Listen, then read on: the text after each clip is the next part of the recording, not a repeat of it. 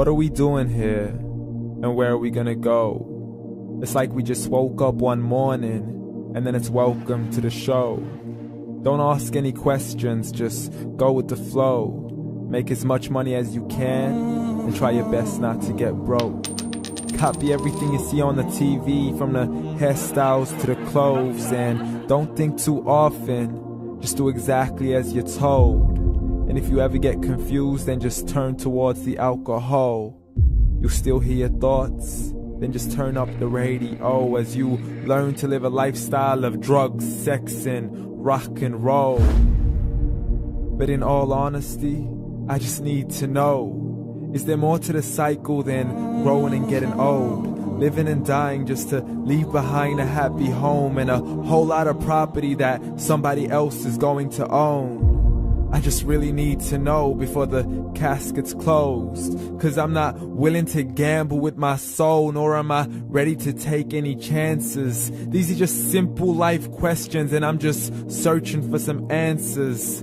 Like, what are we doing here? And what is our purpose? How did we get here, and who made us so perfect? And what happens once we go, or is this world all really worth it? Questions we don't answer because apparently we don't really have to. There's no purpose to this life and our existence is merely natural. Then in that case, please let me ask you, did you create yourself, or was it somebody else who had fashioned you? 'Cause you're a being that's impeccable, faultless and unparalleled. You're a product of supreme intelligence and I'm merely being rational. For there isn't a camera on this earth that can come close to the human eye, nor a computer that can compete alongside the human mind. And if the whole world was to come together, we wouldn't be able to create a single fly.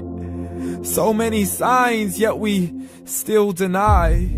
As science tries to justify that all this could come from none, when it's a simple sum. 0 plus 0 plus 0 cannot possibly ever give you 1.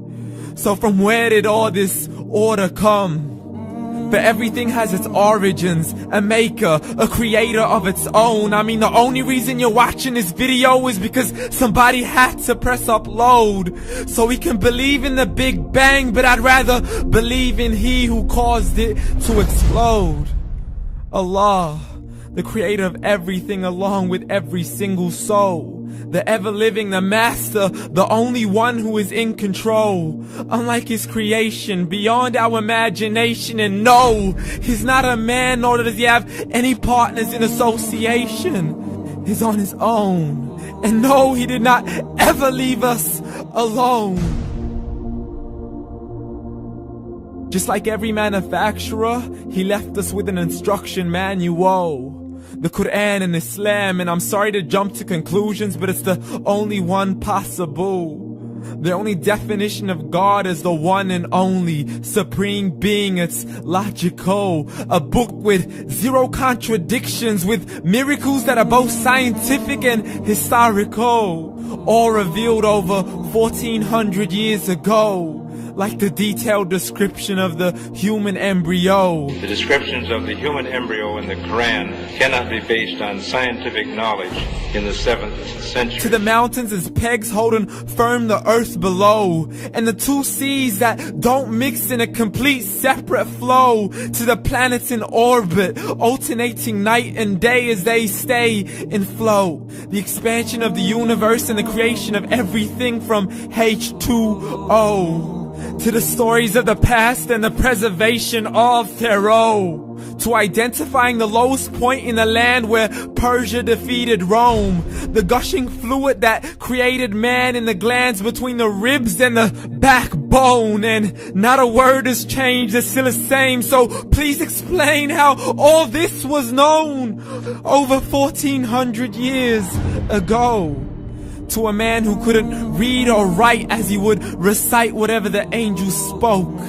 And if you still don't believe, please try to come up with something that's even close. But you can't, so we took God as a mockery and his messengers as a joke. Muhammad could not read or write.